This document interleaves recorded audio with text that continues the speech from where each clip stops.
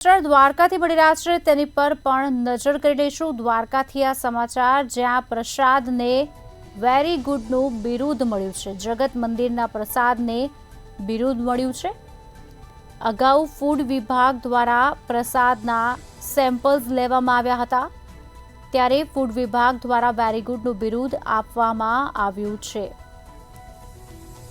Food safety and standard authority દ્વારા ચકાસણી કરવામાં આવી હતી।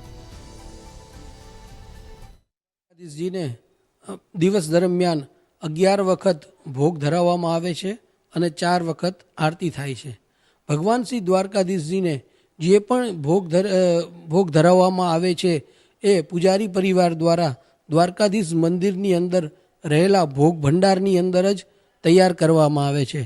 આ ભોગ તૈયાર કરવા માટે અમારા સમસ્ત પૂજારી પરિવારની મહિલાઓ તથા જે રસોઈયાઓ રાખેલા છે, જે ગુગળી બ્રાહ્મણ જ છે, આના દ્વારા જ સંપૂર્ણ તકેદારી રાખી, શુદ્ધતાનું ધ્યાન રાખી અને તૈયાર કરવામાં આવે છે।